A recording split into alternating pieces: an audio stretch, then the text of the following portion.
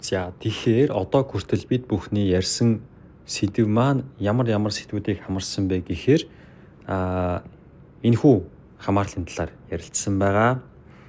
За түүн дээрээ нэмээд бид нэр энэхүү илэрхийллийг бас ярилцсан байгаа. За нэгэнт энэхүү илэрхийлэл дээр диастолийн болон систолын даралтын талаар дурдсан учраас тэр талаар бас ярилцъя гэж бодож байна.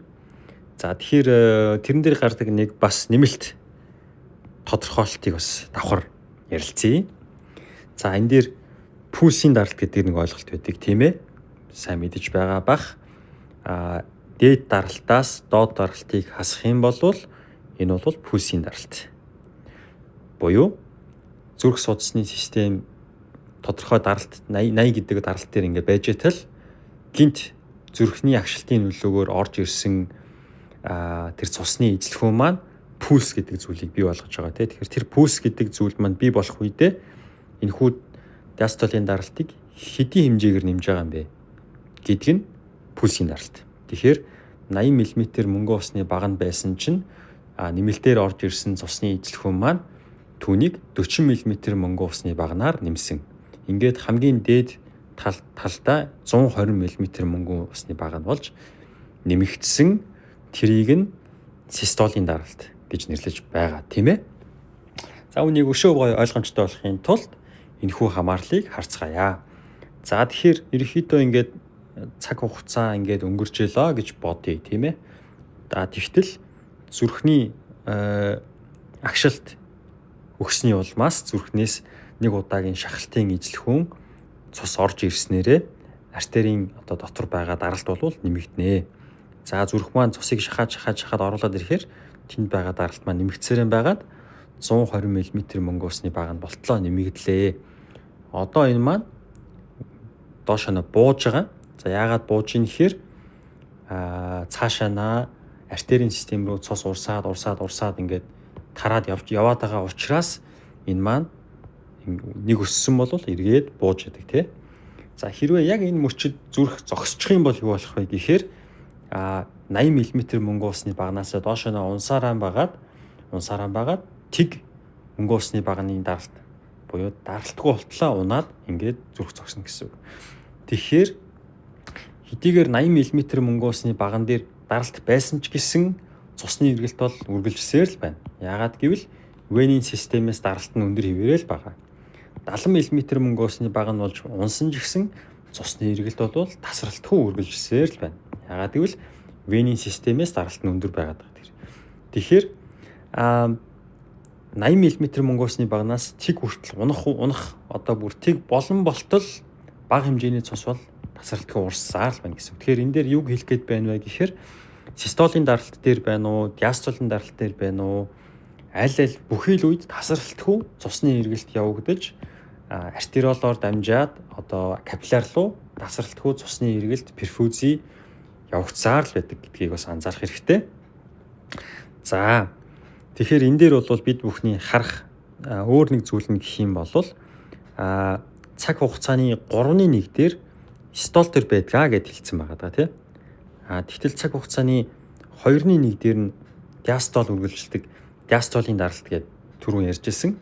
Тэгэхээр бүр яг наривчлаад үзэх юм бол энэ 3/2 диастолын одоо үргэлжилж байгаа цаг хугацаанд тийм ээ. Диастолын үргэлжилж байгаа цаг хугацаанд даралт тасралтгүй бас 80 байгаад байгаа биш байгаа даа тий. Тэгэхээр 120-оосоо ингээд унаад 110, 10 одоо 109, 108, 100 одоо ингээд 90, 95 ингээд 80 гээд унж байгаас. Тэгэхээр түрүүний бид бүхний хэмжсэн хэмжилттэй харьцуулахад ийм илэрхийлэл байсан тийм ээ. 3/1 систолын даралт дээр нэмдэг нь 3/2 диастолын даралт гэдгийг яг нэмэх юм бол яг энэ хамаарал маань үнэхэрийн артерийн дундаж даралтыг бүр ингээд 100% илэрхийлж чадах уу гэх юм бол илэрхийлж бас чадахгүй болчиход байгаа. Тэгэхээр яг хамгийн илүү ойрхон болгож тооцож байгаа нь л иймэрхүү томьёонууд байгаа болохоос биш. Энэ диастолын үргэлжилж байгаа тэр хугацаанд үргэлжийн яг энэ улаан том бүдүүн шугамыг дагсан 80 дээр байгаад байгаа биш. За энэ цаг хугацаанд жишээлбэл 110 дээр байна шүү дээ. Энэ цаг хугацаанд 100 дээр байна гихчлэн арай илүү байгаа учраас энэ одоо калькуляцаас гарч байгаа үр дүнгээс систолийн даралт бол бас арай өндөр байх магадaltaй одоо боломжтой бас харж болох нэ гэсэн үг. За тэгээд тийм хамаарлыг бол бид бүхэн эндээс анзаарах хэрэгтэй. За ерөөсөө эндээс энэ хүртэл бол энэ зүрхний нэг мөчлөг кардиак цикл гэж үзнэ. Ерөнхийдөө энэ хараар бол зүрхний ижекшнийг харуулсан байна. За зүрх маань бол агших үед цус маань шахагдаад артери руу ороод артерийн даралт нэмэгдээд 120 өрлөө. За тэгээд буцаага буулаа. Дараагийн зүрхийн цохилт орж ирлээ. Дахиад буулаа. Гэвчлэн зүрхний мөчлөг маань артерийн даралтанд нөлөөлж өгдөг байх нэ гэсэн үг. За ойлгомжтой. За тэгвэл сая систолийн даралтаас диастолийн даралтын хооронд ялгуурыг нь эндээс энэ хүртэлх даралтын тэр өөрчлөлтийг пульсийн даралт гэж нэрлэдэг гэсэн. Тэгэхээр пульсийн даралтан дээр үндэслээд бас зарим өвчнийг с ижиглэх, магадгүй онцлох, эсвэл онцлоход нь туслах зэрэг ач холбогдол байдаг байх нь. Тэгэхээр тэр талаар энэ хэсгээс бол бас ярилцъя. За тэгвэл пульсийн даралт нь юутай хамааралтай байдаг вэ гэвэл stroke volume буюу зүрх маань дөрвөн тасалгаатай энэ зүрх маань диастолийн төгсгөл тодорхой ижлэхүүн цусаар дүүрсэн байгаа. Тэр дүүрсэн цусныхаа тодорхой хувийг нь шахаж гаргана. Тэгэхээр шахаж гаргасан цусны ижлэхүүнийг stroke volume буюу шахалтын ижлэхүүн гэж хэлдэг. Харин ингэж гарсан цуснаас үлдсэн ховдолд үлдэж байгаа цусыг нь систолийн төгсгөлд үлдсэн одоо ижлэхүүн буюу end systolic volume гэж нэрлэдэг. Харин агшихаас өмнө дүүрчихсэн байгаа яг агшихаасаа өмнө ингээ бүрэн дүүрчихсэн байгаа тэр ижлэхүүнийг нь болохоор end diastolic volume буюу диастолийн төгсгөлийн ижлэхүүн гэж хэлнэ. За шахлаа гарсныг нь болохоор stroke volume буюу шахалтын ижлэхүүн гэж хэлнэ.